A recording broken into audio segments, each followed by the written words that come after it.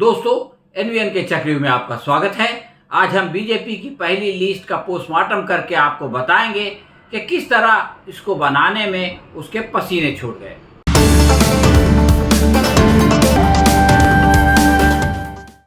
दोस्तों, 377 सीटों का ख्वाब देखने वाली बीजेपी ने अपने 195 उम्मीदवारों की घोषणा कर दी, परंतु इससे वो अपेक्षा पूरी नहीं हुई कि प्रधानमंत्री अपने सारे प्रतिस्पर्धियों को ठिकाने लगाकर अपने बलबूते पर चुनाव जीत लेंगे। इसमें राजनाथ सिंह और नितिन गडकरी के नाम हटाने में वो नाकाम रहे। 3 अक्षम भूतपूर्व मुख्यमंत्रियों को मौका देना बताता है कि भाजपा के पास उम्मीदवारों की कमी है।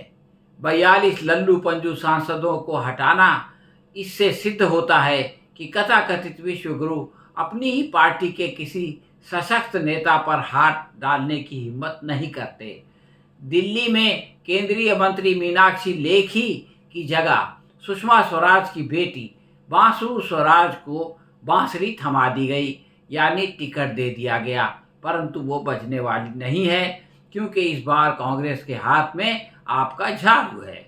दिल्ली में विपक्ष की एकता से डरकर बीजेपी ने भूतपूर्व स्वास्थ्य मंत्री डॉक्टर हर्षवर्धन का टिकट काट दिया, तो उन्होंने हताश होकर राजनीति से ही संन्यास ले लिया। संसद में दानिश अली को कटवा कहकर संघी संस्कार का प्रदर्शन करने वाले रमेश भिदोरी का टिकट भी कट गया। उनको 2019 के लोकसभा चुनाव में कांग्रेस और आप के टोटल वोट से 2 लाख अधिक वोट मिले थे, यानी उनके लिए कोई खतरा नहीं था। फिर भी उनका हटाया जाना अभद्रता की सज़ा है, यानी अगर आप अभद्र भाषा बोलोगे तो आपको उसकी सज़ा मिलेगी। केंद्रीय मंत्री प्रवेश वर्मा, जिन्होंने सीएए के खिलाफ प्रदर्शनकारियों पर बलात्कार का आरोप लगाया था, घर भेज दिए गए।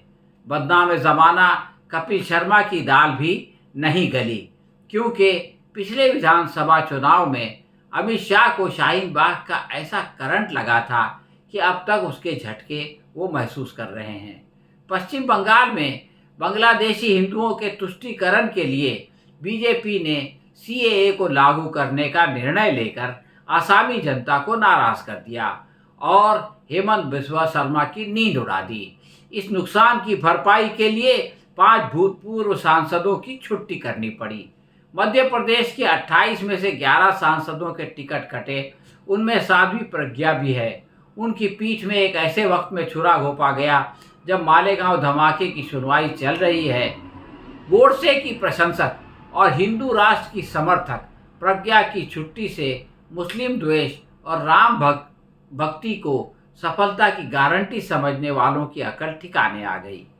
हाईकमान पूर्व कांग्रेसी ज्योतिर्दित्य सिंधिया का टिकट काटने की हिम्मत तो नहीं कर सका, जिनसे स्थानीय संघी नेता नाराज हैं, और वो शिवराज सिंह की भी अनदेखी करने की हिम्मत नहीं जुटा सका।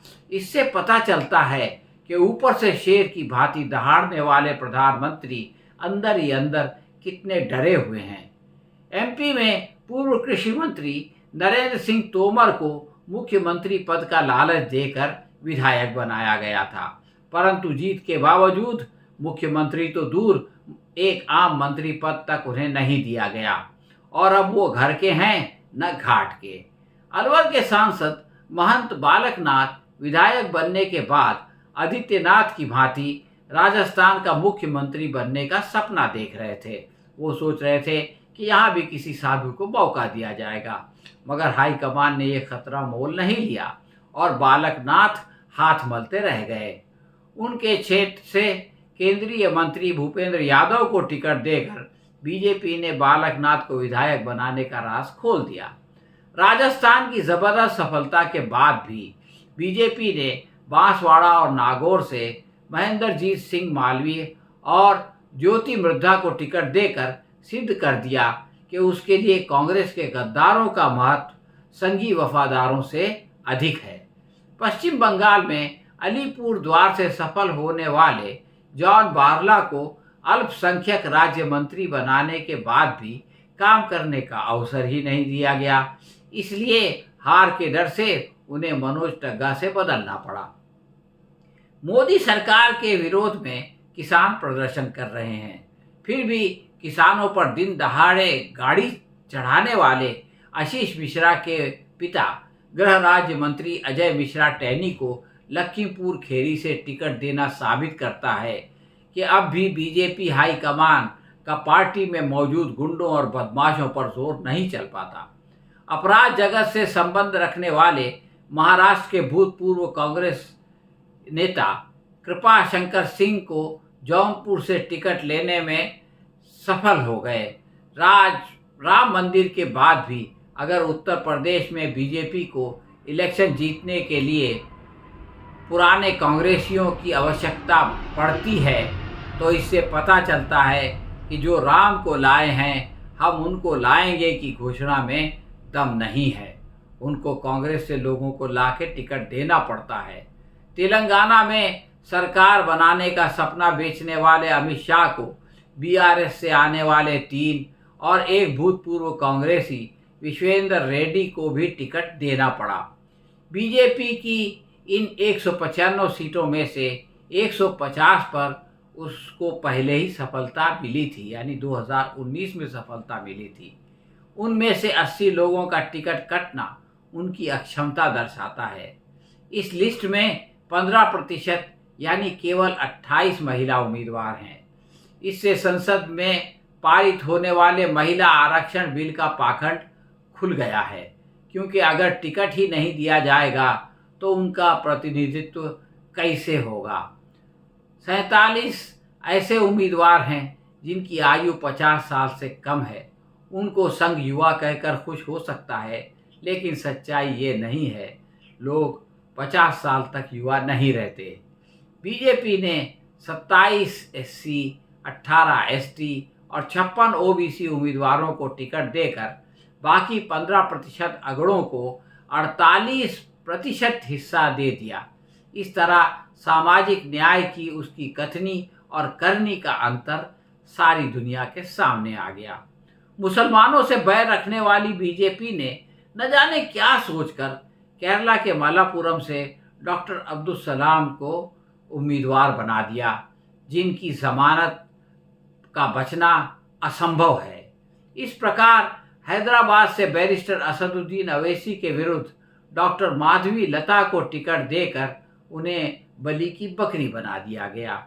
उनका भी हारना निश्चित है। उत्तर प्रदेश में राम लहर के बावजूद 4 अभिनेताओं का सहारा लेना बताता है कि बीजेपी को संघ पर पूर्ण विश्वास नहीं है। ये लोग बहुत ही अश्लील भोजपुरी गानों के लिए बदनाम है। इससे ब्रह्मचर्य का पालन करने वाले संघी संस्कार का भी पोल खुल जाता है। योगी आदित्यनाथ के शहर गोरखपुर से रवि किशन जैसे अभिनेता को टिकट देना ये बताता है कि मुख्यमंत्री की पकड़ आज भी वैसी मजबूत नहीं है।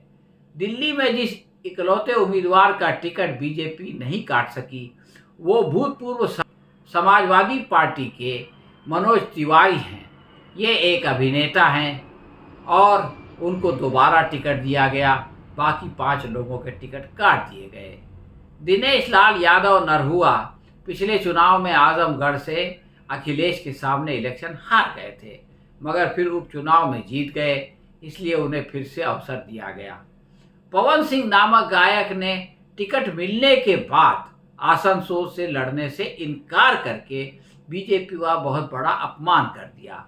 वैसे मनोज की तलाक का मामला न्यायालय में चल रहा है और वो भी बहुत ही गंदे और अश्लील गाने बनाने के लिए मशहूर हैं, इसलिए उनका नहीं लड़ना बीजेपी के लिए एक तरह से अच्छी बात है, बल्कि भारतीय राजनीति के लिए भी एक अच्छी बात है। पश्चिम बंगाल की हुगली क्षेत्र से लॉकेट चौधरी और केरला में थ्रिसूर से सुरेश गोपी नामक अभिनेताओं को मैदान में उतारा गया है। हेमा मालिनी को अपनी उम्र की वजह से, अपनी आयु की वजह से इस बार जो है वो इलेक्शन नहीं लड़ना चाहिए था, इसलिए कि वो काफ़ी बूढ़ी हो चुकी हैं, लेकिन बीजेपी उनको हटाने का साहस नहीं कर सकी। इसका अर्थ यही है कि विचारधारा और संगठन या मोदी की लोकप्रियता और राम लहर की डींग एक खोखली घोषणा के सिवा और कुछ नहीं है। हाँ तो दोस्तों, ये थी हमारी आज की समीक्षा। आपको कैसी लगी हमें कमेंट बॉक्स में लिखकर ज़रूर बताएं। अगर पसंद आई हो तो इसे लाइक या शेयर करें। हम बहुत जल्द किसी और विषय पर आपसे फिर मिलेंगे। तब तक के लिए आज्ञा दीजिए। धन्यवाद।